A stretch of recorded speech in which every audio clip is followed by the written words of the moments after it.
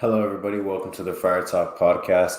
For those of you that follow us regularly, we do live streams before every series. So today we're going to be talking about this A's Padres series and basically the battle between the two wildcard teams in the AL and the NL. And I see the first comment is Snell or bust, and I think that's got to be the mentality throughout the rest of the season, really. Because I think a lot of the season is going to ride on how good Blake Snell pitches. I think the rest of the season rides on how well the starting rotation throws. And it's going to be really interesting to see how he does today. We know he's a very bad pitcher on the road. And even his last home start against the A's was not very inspiring either. So definitely a little concerning there. We're going to be facing Sean Manaea today, and I'm not really scared of him. I think this Padres lineup is going to be fine even without Tatis. I think the one thing that's kind of weird is that we don't see Frazier in the lineup. Very odd to sit him. I thought he would be an everyday starter, and you're basically playing him in favor of Eric Hosmer, where you could be putting. And here's Chase. What's up, Chase? I was pretty much just talking about right now the series. I thought it was weird that Adam Frazier is not starting today. You're basically starting Eric Hosmer in favor of him. I think you could have done Cronenworth at first, Ha-Seong Kim at second, Adam Frazier at second, and Ha-Seong Kim at short. But just gonna have to see how well they go. How well the lineup does. Over under of 70 pitches through 4 innings pitched. I'm gonna be a little more optimistic. I'm gonna go with under just because I don't know. I want to see him be under 70. Hopefully, Marisnik. He's on the road, dude. He does not good numbers. Oh yeah, I know. It's definitely, even when he's at home, it doesn't seem like it's like 50, 60 pitches by the third inning. Yeah. So I believe it's over 70. His last road start was good. I don't know what the heck happened at home. His last road start was against the Marlins, I think. So, I mean, hopefully that version of road Blake Snell comes into tonight, but I guess we'll just have to see. Very odd to see. I would play Frazier in the outfield too, but you know what? Why do we even know who's starting today? It still says to be decided for me. It's Sean Manaea. Is it okay? So then I guess that's why Jake Marisnik is starting, because he's supposed to be the lefty killer. Let's see what happens this time, because Manaea absolutely killed us last time. So we'll see. But yeah, I would start Frazier over Marisnik too. But I guess we got to use the guys that we traded for in the way that they're supposed to be used. And in that case, Frazier doesn't start today. Yeah. People were bringing up earlier in I saw a comment saying Snell or bust. Fully believe in that. Like I said, I think if he's able to go 5 or 6 innings tonight, that'd be huge. He needs to bounce back heavily because his last start against the A's was very concerning. And obviously going into this series, the A's are going to be very encouraged with the way their lineup did against the Blake Snell last time. So, I mean, I'm sure they're coming in with their mouths watering again. The next day, though, tomorrow, we got Joe Musgrove against Montas. And I went to an Angels game recently, and it was Montas on the mound, and he did really, really, really well. So, Chase, what do you expect to see in that matchup? I think it's going to be a pitcher's duel. I think both starters are going to go 6 innings. It's going to be a low-scoring game. Montas has really grown over the last couple of years. He's had a couple of games where he's been off, but most of the time he's been on. So I think it's going to be a tough game, especially at home in the Coliseum. So I'm expecting a pitcher's duel, especially since we have Tatis out. We'll see how Kim does today, but without that kind of kickstart player in the lineup, it's kind of hard to see, going up against 2 ace caliber pitchers that the Padres are really going to put up a lot of runs. Yeah, I'd say the most recent example of that, the only time that I do remember them putting up a lot of runs other than that Cardinal series without Tatis is this most recent game against Gomber, where Gomber came into that game with a .27 ERA against the Padres. He had been pitching really well. We know that this Padres lineup is very streaky with or without Tatis, so hopefully this is a day where we see them put up a lot of runs.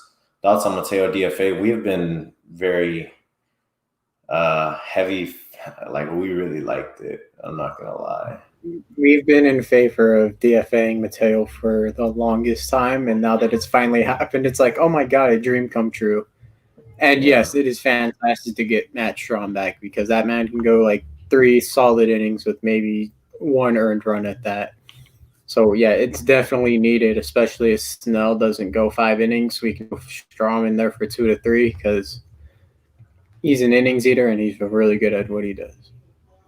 Padres suck against shitty teams because the team feeds off fan stadium energy. Well, I mean, I'm not going to argue against that one. The Padres are really bad against crappy teams, and seems like we've known that throughout the whole year. The Diamondbacks give them some fits a couple times. The Rockies give them huge fits, but is what it is. So hopefully we can see them have a really good outing against the A's. Mateo threw me a ball, and I don't remember him for that, but I understand that he has to go. Yeah, I saw Mateo after that Dodgers game on the 21st, and I was like, wow, that was really cool that we saw Jorge Mateo. But at the same time, I was like, but that's probably the only one time I'm going to see Jorge Mateo because it's probably going to be DFA'd here soon. So, yeah, he was just fast. That's it. I mean, isn't that what Marisnik is? And I guess he hits lefty a little well. Yeah, you're right. I mean, yeah, he doesn't bring he doesn't bring much more value than Mateo does. I think we're going to scrape out a win tonight, too. How much is Profar making? Ooh, that's a good question. I'll go ahead and look that up. I want to say it's like 7, no? No, I think it's 6. Something like that. I think you're right. It might be 6. I'm going to look it up on Spot Track right now. Mateo or Marisnik, just dead space on the roster. That is a great point. Yeah, it's just dead space. I'd rather have an extra arm up rather than those two. But you know what? We're kind of stuck with it. So yeah, $7 million a year. Yeah, it's gonna be $7 million a year. So he's making actually 3.5 this year, 6.5 next year, 7.5 2023, 10 2024. So 3.5 this year. Okay, I like this comment right here. This might be the first test of the planned use of our pitching staff and a possible playoff starter goes 4 or 5 regardless in the Reds bullpen. We know that the Rays did that not that long ago. It didn't work out for them. Yeah, I don't even remember, to be honest. So I don't know. The starters suck anyway, so I wouldn't be surprised if that's the plan.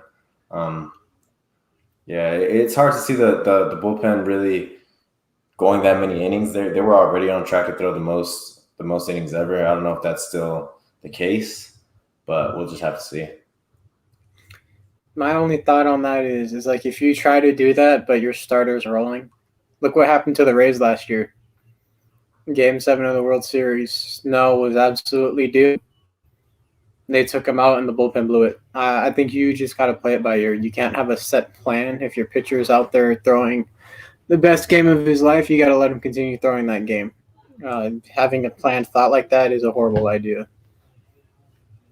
How much faith you got in Snell from Matt? I think Snell, I mean, I don't know. I kind of just have a feeling, I guess, but that he'll have an okay start tonight. I think he's going to go 5, probably like 3 earned runs, hopefully. And I think that's a good outing considering what Blake Snell has done. He's not very good on the road. So that's all we can really hope for. 5 innings, 3 earned. If we get another set, so I see a lot of questions. Y'all still have hope for this year and next year thoughts? Yeah, I still have plenty of hope for this year. I mean, this is a very talented Padres team. I understand that at the deadline, it was tough to see we didn't get a starter, but at the same time, I've mentioned it before, this team has gone after starters throughout the whole offseason, trade deadline and everything. So they've acquired a lot of starters. It's just time for the starters to start living up to what we thought they were going to be. You can't blame Preller for not getting another starter. He's already done a lot. That, and we're still 4 games up in the wild card. 4 games is a lot of games, and yeah, the Padres are injured right now. Yeah, the pitching hasn't been great, but we've been able to scrap out wins whenever we needed to. And I just don't believe in the Reds that much. I think the Reds are going to fall off soon. I think we're fine. We're a great baseball team. We got a good bullpen. As long as the starters give us 5 innings and 3 earned runs, I think the bullpen can shut it down from there, and we can score 4 runs in most games. Yeah, definitely.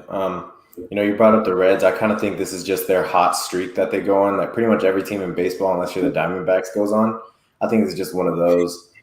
So I see this comment right here. I'm pretty sure Blake Snell has a disease. So that's why he always has bags under his eyes. What happened to Snell? There is a great video. I think it's by Sports Storm. He goes in depth on like what kind of happened to Snell this year. And it was a combination of 4 things. It was a decrease in his curveball spin rate. He dropped his arm angle a little bit. His hand is coming out of his glove a little later than it was, so he's relying on his arm to be faster than it is, causing him to throw everything a little high. And then his changeup hasn't been good this year compared to years before. So he's trying to make up for all of this and try to adjust fly. And we don't know why this is. I don't know why it's taken so long to figure it out. But hopefully these adjustments by the time playoffs come, if not by the end of this month, because having a Snell that's dominant by the end of this month, and if not early September, would be perfect. We'd stay in line for the playoffs, and I'd be confident that we would make playoffs no matter what. There's all those 4 things. Yeah, so I see a comment on Frazier not being in the lineup today. I thought it was very strange that he's not in the lineup today. You basically put him in favor of Eric Hosmer. Is what it is, though. We're just going to have to roll with what we got. I think you'll probably see Frazier come in here soon. It was weird, especially because we're just off an off day. But, I'm confident in this lineup outside of Marisnik, so it is what it is. Is it the pitching staff that's confusing Snell? Chase, what do you think of that? I think it's more personal than Snell, like mental, and then probably just the pitching coach Rothschild. Because we've seen some pitchers thrive under him, then we've also seen him kind of mess up with a lot of pitchers, like Sonny Gray when he was in New York, kind of hated it. They kind of forced him to throw a lot more off speed. They lived by the slider, and sometimes that doesn't work for some pitchers. And when he left New York, he reinvigorated his career in Cincinnati. So you know what? It could be a combination of things. But yeah, I don't like Rothschild. I think he's part of the problem with the pitching staff, but we'll see. Yeah. I mean, I also think it's a mental issue with Snell. But the thing is, he was already on the IL before. He had some time to clean up his mental thoughts, his mechanics, whatever it is that was giving him issues. And after that Marlins start, I thought that was very encouraging. And then he comes to this start against the past start against the A's, and it was just the Snell that we knew. So that was very unfortunate.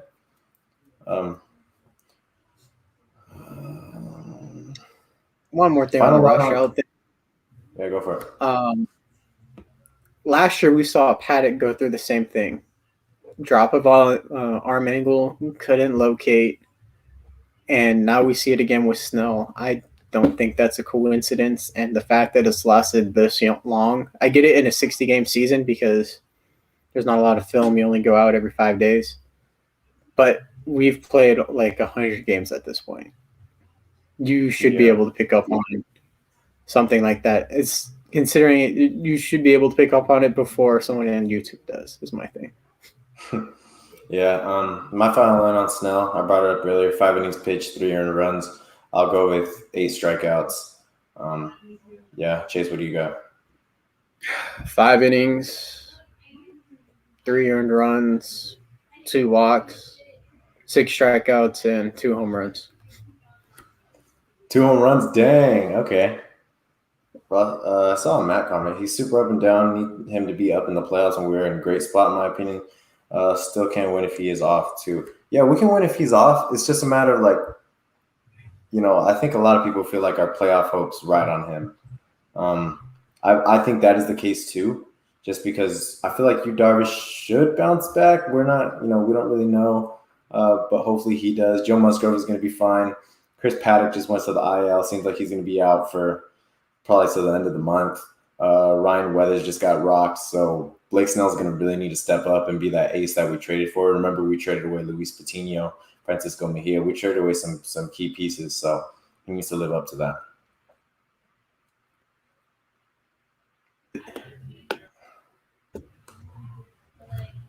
Yeah, at this point, I think I'd rather Coutinho.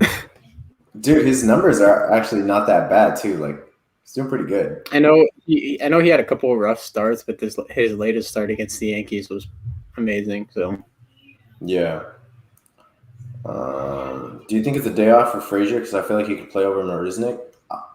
They just had a day off yesterday, so I don't know. Pretty weird. He's had 2 days off. Let's be real, because he didn't play against the last game on the Rockies because it was a lefty. Exactly. So no, I don't think it's a day off. I think Tingler was like, "Wow, we're facing a lefty. Let's put Marisnik in over Frazier because he hits lefties." And Hosmer. Yeah, I don't get the thought, but I would put Frazier over Marisnik any day. But it's not monster. Would you rather have pitchers use the sticky stuff? No thanks. I don't think they need any more of an advantage. Most of them already throw 95 plus. Well, define sticky stuff like Spider Tack and Pine Tar. I think the rosin bag is good. I think they should have the sunscreen and rosin bag mix because from what I heard, that's what most pitchers used, and it just helped them grip the ball. Spider Tack and anything that changes the pitcher's spin rate should be outlawed. But anything that's just for grip, because rosin, let's be real, is kind of outdated at this point. They need something better than that, especially when they're throwing over 100 miles an hour. You're going to seriously hurt someone if the pitchers can't grip the ball right and it hits someone in the head. Yeah, YOLO, you'd be surprised to know that some of them use sunscreen. Dodgers versus the Astros tonight. Intriguing. Oh, the Astros are in from a very warm welcome from Dodgers fans tonight, and I can't wait to see it. I'm going for the Astros. Nah, this is the one time I want to see the Dodgers win, just because the Astros didn't get their trophy taken away, and last year they kind of were just like no one was in the stands. I am fully rooting for the Dodgers tonight, and fans give the Astros a new one. I'm good on that. I'm chilling on that. I mean, they're not cheating this year, and they're still first in the AL. They're handling business. Yeah, no, I get that, but they still cheated their way to a World Series. Oh yeah, no, yeah, exactly. This is how I feel right here. No, I hate the Dodgers. Exactly. That's how I feel. I understand how you feel. I don't like the Dodgers either, but I feel like for what the Astros did, none of the players got suspended. The managers barely got a slap on the wrist. Manfred handled the situation horribly. They didn't take away the trophy. He called it a piece of metal and kind of just were like, yeah, you know what? They cheated their way to a World Series. We knew that they cheated away to the World Series. But hey, they still won. No, can't now. But I do like this question right here. Isaac, what do you think?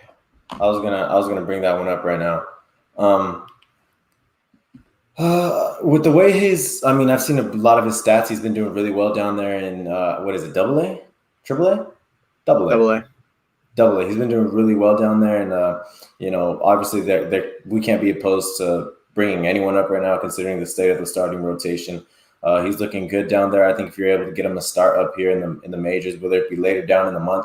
I brought up in a Mackenzie Gore video coming out here soon that it'd be a perfect opportunity against the Diamondbacks down, I think in like the August 30th range, to get Martinez, Gore, a start.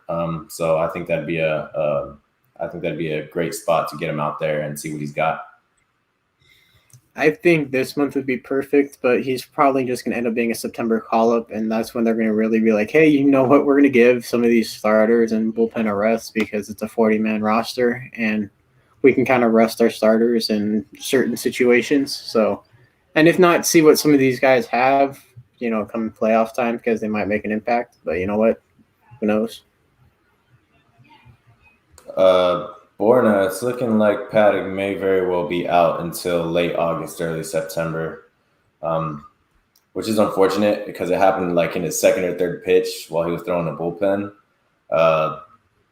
I was hoping he would still be in the rotation only because, yeah, he's kind of iffy. Yeah, he kind of goes out there and blows a lot of games sometimes, but sometimes he has some relatively good outings. I actually feel like if you look at July, maybe end of June, Chris Paddock's been better than Yu Darvish, surprisingly. And that's not to say he's better than Yu Darvish in general, but just the numbers recently.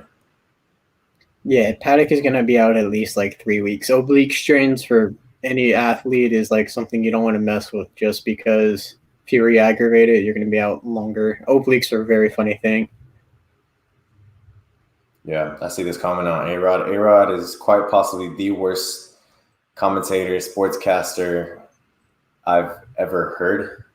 For anyone that remembers that Dodgers-Padres game in LA where we came back, that was awful. A-Rod it's pretty much just because he's a baseball player. He's one of the most famous baseball players, one of the most polarizing baseball players. He did cheat. Yeah, I don't know what to really say about that. Got caught twice, lied about it. And for a guy who played baseball for his entire career, he says some dumb stuff. Oh God! You would think he would know more about baseball, but when he tries to be an analyst, I'll be right back. It sounds really dumb sometimes. So the thing with Gore is I don't think he can be worse. He's getting a lot better. Supposedly they fixed his mechanics. Supposedly his velocity's back up. His location's a lot better. So you know what? I think he's going to be a lot better. I'm hoping that he comes back at the end of this month, or he comes up at the end of this month. If not, is a September call-up and makes at least like 5 starts just to get him some major league experience. But I don't know if that's going to be the case. You talking about Gore? Yeah. Yeah, so we have a video about Mackenzie Gore coming out either tomorrow or the next day, so stay tuned. We're realistically chasing the Dodgers for the first wild card, aren't we? I mean, to me, as long as we make the wild card, I don't really care where we play. If there's a team we're chasing, it'd be the Giants for the division, but that's not really looking likely at this point. You never know, though. Baseball is a weird sport. We could come back, but right now I'm satisfied with any wild card spot. I'd love a home wild card game, though. That'd be pretty hype. That would be pretty hard. But yeah, let's see. It's a tough one because we have 3 teams in the West that are just kind of very well could be first place anywhere else. So I think as long as we make the wild card, we can show what we got. I think we'll be fine even if we make the second wild card spot. Right. Absolutely agree. We play pretty good. We play the Dodgers pretty well in general, so that's at least some pretty good news. I also Right. Before we get to Matt's comment, I also think the Dodgers are going to catch the Giants. I mean, I've been waiting for the Giants to fall apart for I don't know how long, but you got to think it's going to happen soon, right? We keep saying that, and I'm like, oh, they're going to fall apart next month, and they just never do. So I don't know if we're just going to keep waiting until the end of the season and they just prove us all wrong, or if they will actually fall at this point. Because, yeah, I don't know. They've just – and they added Chris Bryant, which I know isn't the biggest addition, but it is a big addition for the Giants. So, Yeah, I agree. and yes, Paddock out, we do need to bring up Gore, but we are not Preller or Tingler, and that is not our decision. Yeah, we do have some special for Tatis's return, so also stay tuned for that. But with Paddock out, yes, I agree. They need to bring up Gore. Chase mentioned it. We're not Preller or Tingler, which is unfortunate. I think everyone's and his stuff is supposedly looking a little better lately. So I think realistically he could, he could be fully improved. He could make a lot of improvements by the end of the month. Yeah, I think they're just going to send him down to AAA for a game or two and see how well his stuff plays out on the mound against an actual team. And if he continues to keep his mechanics consistent and velocity and location consistent, I think we might see him this month. But if not, it looks more and more like he's going to be a call. I don't know if that's going to be the case either because they might just scrap it. Yeah. Yeah, his ETA was 2021, so that's why I'm kind of like, hopefully they do bring him up, but I don't know. Could be they're just a regular season team that fall apart in the postseason. I think if they're going to fall apart, it'd be in the regular season just because that team, Posey, Crawford, Belt, Longoria's experienced. They just have a lot of experienced guys that have won the World Series, guys that have been there before and done some really big things in the postseason before. Yeah, I'd rather the Giants not get to the postseason because anytime they make the postseason, they go on some scary runs. It is really scary. It's pretty magical. I would It's probably mad. rather.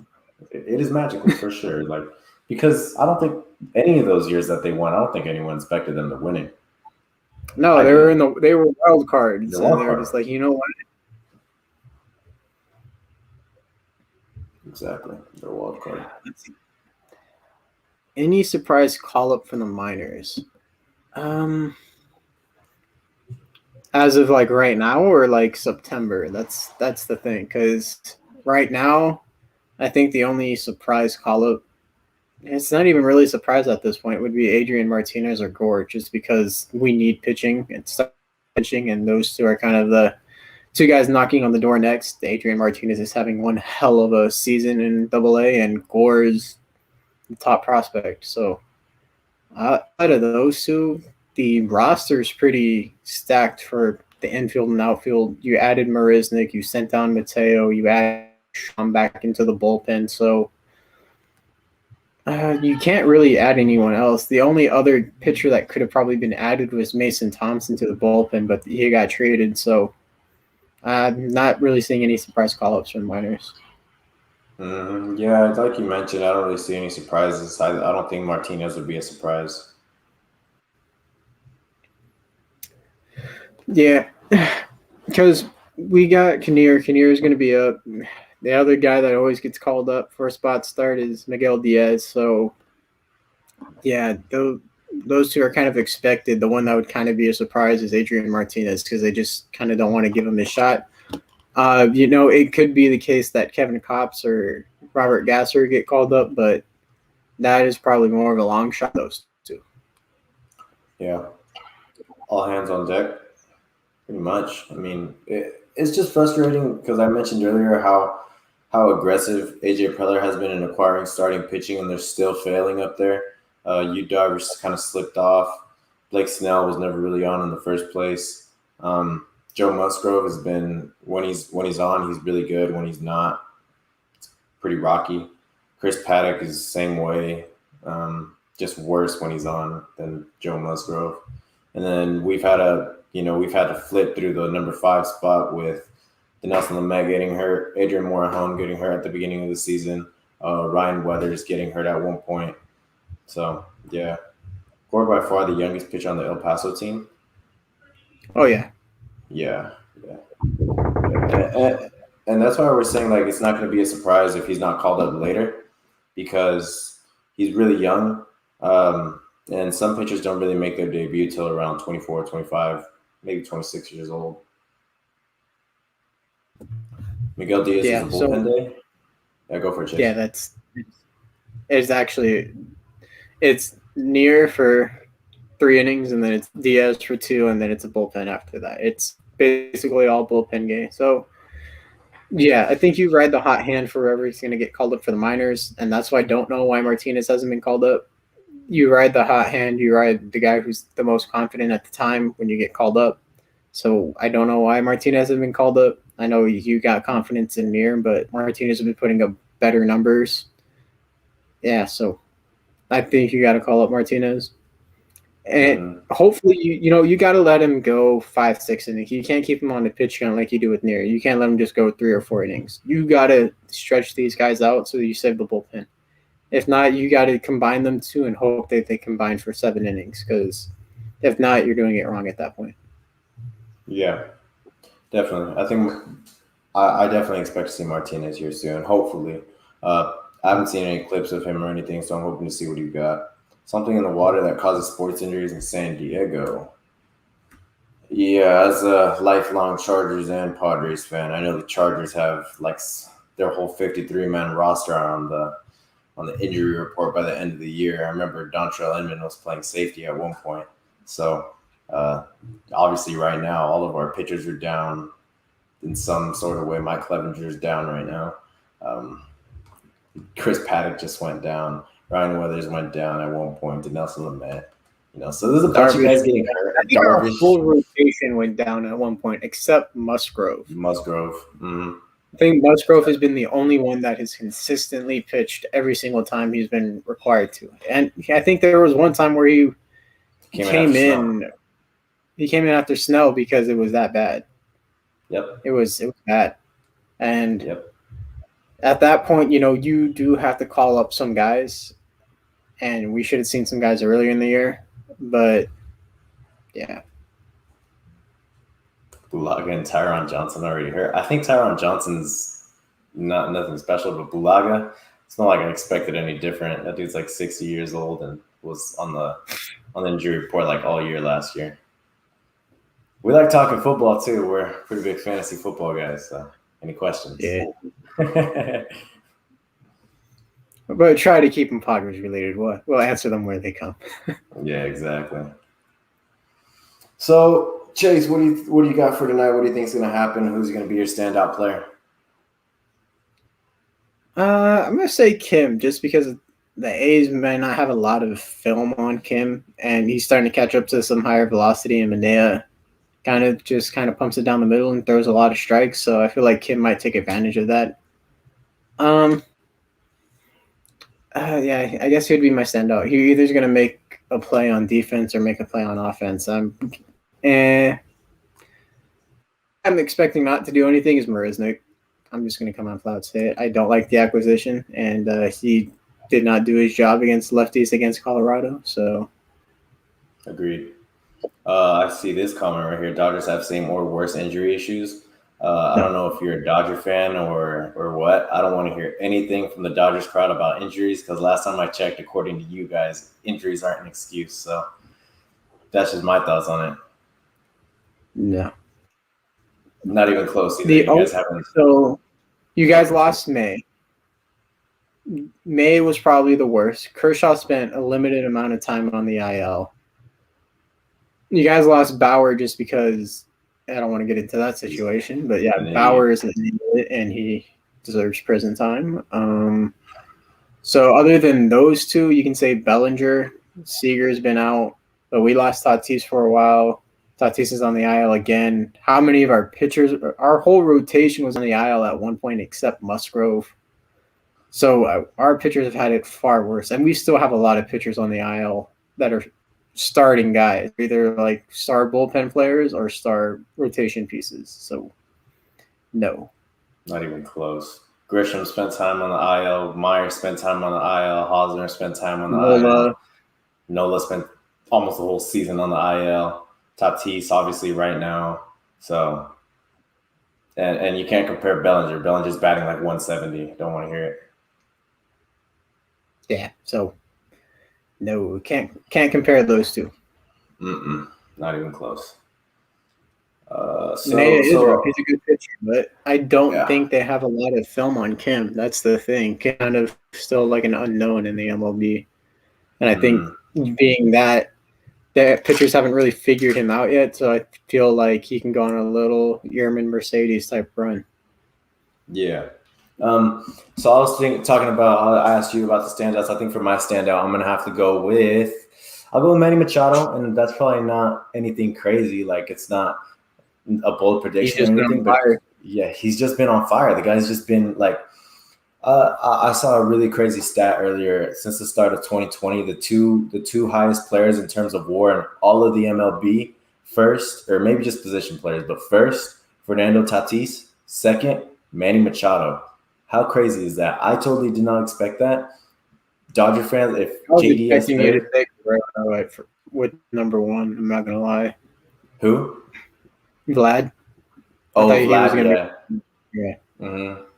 Yeah, well, it's just because I think Manny finished third in MVP voting last year. So it was like rolling on from 2020 to this year. And I mean, yeah, Vladdy's been absolutely incredible for sure. Ohtani's been incredible. So I'm sure those guys' wars are up there too. I think third was like Betts. Definitely. Bellinger is our MVP. Kim's 220 batting average doesn't say the whole story. He was making a jump from the KBO where the fastest he might have seen is 94, and he's coming into guys like Jacob DeGrom, Clayton Kershaw, where they're on a different planet compared to those pitchers. So making him having an adjustment period and hitting in the low 200s isn't a surprise. But the fact that he's brought that average up to 220 in the past month is more surprising. And like I mentioned in the last video talking about Ha-Seong Kim, in his last 17 games when he was replacing Fernando Tatis at shortstop, he had an 861 OPS. That is better than almost all the roster except for probably Manny Machado and Tatis himself. So, Yeah, so don't discount Kim. absolutely. Kim, I mean, yeah, that 220 batting average doesn't really speak volumes to what he's done. I've mentioned in that Kim video that, you know, his average doesn't really speak to what he's done for this team. Every time he comes up in a clutch situation, it seems like he's always coming through. And those are the kind of hitters you want. You know, I'll take a guy batting 230, 240, 220, I guess, too. That, you know, whenever he's put in a timely hitting situation, I'll take a guy that bats 220 and comes through in those situations. Machado is a beast. Machado's amazing. I was bringing it up earlier, Manny Machado as my bat, as my guy. And, you know, it's going to be no surprise to hopefully see him go deep a couple times and, you know, just be the guy that we signed for that big contract.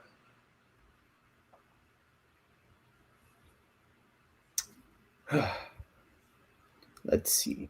So, what would be your perfect infield if you had a chance? Do you sit Hosmer at the bench for the entire season, or what do you do? For me, I mean, my ideal infield right now, just based off this roster, would probably be Jake Cronenworth at first, Frazier at second, Tatis, Machado. I think in the future, though, with CJ Abrams going to be coming in the limelight soon, you're going to probably see Jake Cronenworth at first, CJ Abrams at second, Fernando at short, and Machado at third. But do you think it's out of the question that we maybe see Grisham move over to one of the corner outfield spots, and we might see Abrams go into go in center field, and possibly see Kim get a lot of playing time at second?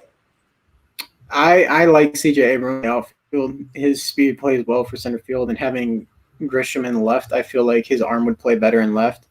So yeah, I like Abrams in center. I like Grisham in left. That 80 grade speed tool is like absolutely out of this world. And then you kind of just make more room and flexibility on the roster, because then if you take, Kim needs an off day, you can still throw Abrams in that second base, or you can throw him in the outfield. You can throw him in any spot practically in the infield because he plays short. Imagine he could play third on an off day too. Other than first, yeah, I feel like he can play any position. He's just that athletic. Oh, shoot, I forgot about Robert Hassel, too. I think he'll probably take over for Will when Will's gone, though. I don't think you'll see That's him in in a the couple center years, field. though. That's not soon. Yeah. I'm cool with that. I mean, I feel like we'll be all right. I mean, honestly, I know you might I not feel like like it. Hassel in right fielder would be lethal, though. I don't like him Yeah, in center. definitely. I have Yeah, in center over him. Hassel in right field would be nasty. And honestly, I wouldn't be surprised if in these next 2 seasons you see and I know you might not like this idea, you see the Padres unload Will Myers' contract.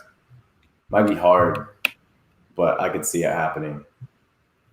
Hassel for a starting pitcher at next year? No. At this point, you were using Hassel to get rid of Hosmer's contract, and since that failed, you keep Hassel. You don't trade him away for a starting pitcher, especially considering you're gonna have Clev back, you're gonna have a healthy Lamet, you're gonna have a healthy rotation, you're gonna have Gore hopefully being top notch. You're gonna have Adrian Martinez, Reese Neer. You have plenty of options at starting pitching where you don't need to trade those top guys for starting pitching next year. You might trade like a top 15 guy for a mid-tier to top-tier bullpen piece, but you do not trade away a top 5 guy for a starting pitching next year. I think for me, we'll just have to see where we're at in terms of the starting pitching, who's on the market, you know, what's going on around that time.